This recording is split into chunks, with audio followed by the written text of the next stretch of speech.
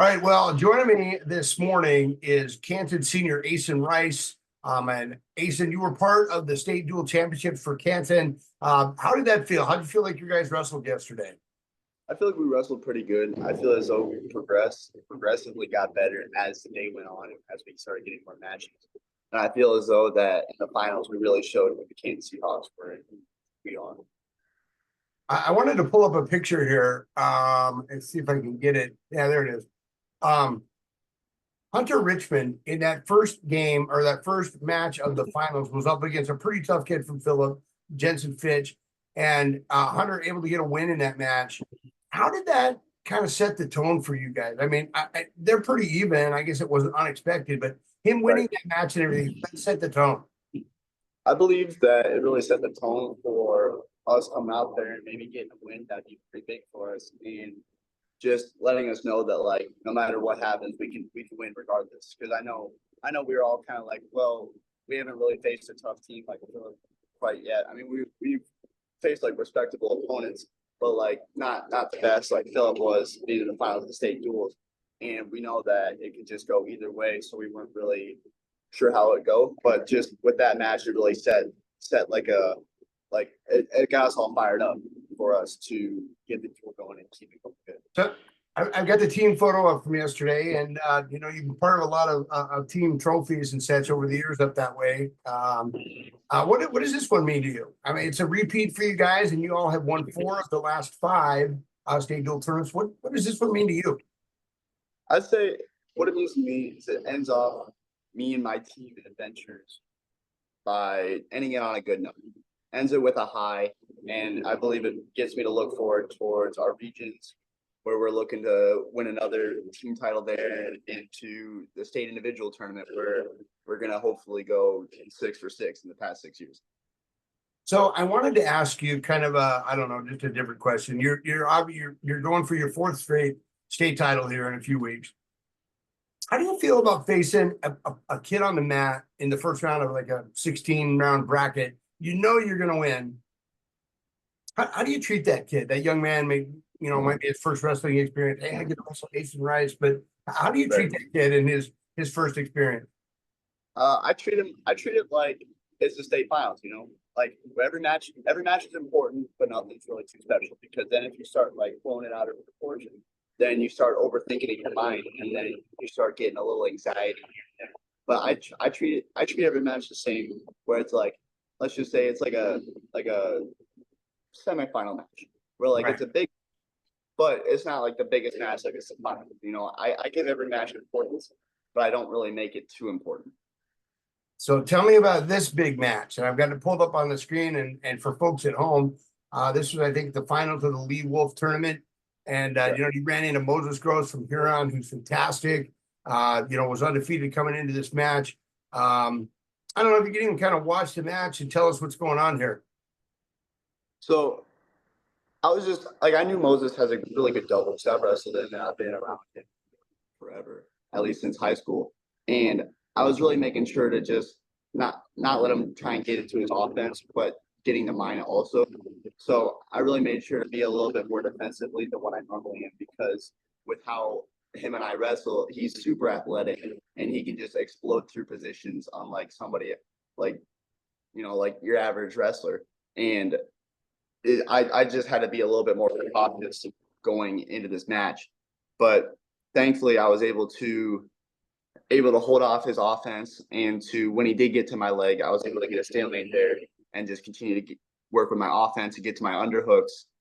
And I ended up catching him with the arm behind his back, and I ended up getting to my double chicken wing and running it over and getting the fall. Tell me about the support that you guys in Canton get from your community.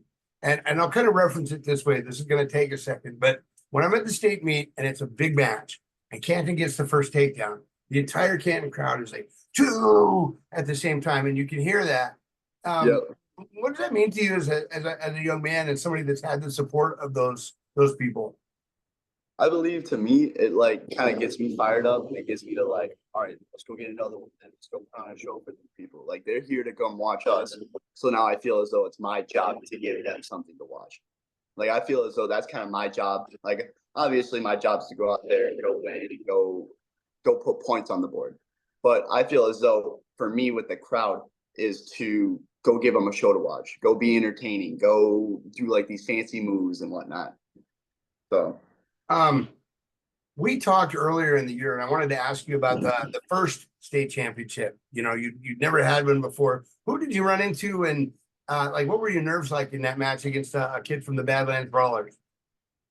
I mean, I've wrestled Chase Places before in my days and whatnot. So I guess I wasn't really sure about how much better he got and all this stuff. So I went in there acting like, again, it was like the state semifinal match where like it was important to me. It was an important match, but I never really threw it out of proportion. I just went into that match, gonna do what I know how to do, get to my offense, and as you can tell, I really blew him out of the water. But So, just for a minute, for people that don't understand Canton and kind of the history and stuff behind it and everything, I'm going to close my eyes, and I want you to tell me about the Canton wrestling room. What do people see in there, and what kind of mystique would you feel if you walked in to that program? so you walk in to our main like locker room kind of area. We got benches on the side and whatnot. There's a little wall that with an opening that goes into our wrestling room. It's got two full mats, and thankfully, Coach Swenson's been nice enough to get us some of the better mats. And you look up on the wall on the left-hand side, and you see all of our state champions, runner-ups, all that. And there's just the boards are just full of just state champions, runner-ups, third placers, fourth placers, etc. And we a new addition this last year that Coach Swenson put up on the walls. He put all of our state champions. He made like these posters with for our state champions and all their accomplishments and whatnot. And it's just you can see down the line as we progressed throughout the years and as Canton's gotten better, that even the kids have gotten better and they started producing out more accolades. Who was somebody you really admired as a youngster, like maybe fifth or sixth grade, that you looked up to in the Canton wrestling program? I'd probably say Callum Marsh. Yeah. I'd probably say Callum Marsh because of his enrollment through like Legends of Gold and whatnot. Because I'm not originally from Canton, I just ended up going there because they have a good wrestling program. But I really looked up to Kellen because I've known him longer than what I would have like going through like the youth program through Canton because I went through Harrisburg. But I would say Callum Marsh would be the main guy that I really looked up to when he faced. So you made your collegiate pick a while ago, and I want you to tell folks who it is and what your relationship is like with the other South Dakota kid that is there. I would say that my pick is Appalachian State University out in Boone, North Carolina, and I would say my relationship with Caden Kaiser that's out there already. We never really talked because we went to rival school, and I was like, you know, maybe he doesn't really think the best of me because we go to rival schools, and I wouldn't say that I really have the best reputation for being the nicest guy either. But you know, he was my host when I went out there to App State, and I would say we really connected out there. And I realized that like, hey, he's a really nice kid, and I wouldn't mind coming out here and being his teammate for 4 or 5 years. And even with like the rest of the team, and he was the one that kind of got me hooked up with the coaches because they asked him if he knew anybody else. And then plus my performance at Fargo between some for junior year. Well, Ayson, I'm going to let you go. Super Bowl Sunday, drop us a pick. Who's going to win? I'm going to go with the San Francisco 49ers, strictly because of Christian McCaffrey. That's not a bad way to go. I like the man too. Listen, thanks for joining me today. Good luck down the stretch. Got a lot of eyes watching you, and I really appreciate you taking some time to talk with me here at 605 Sports. Yep, thank you.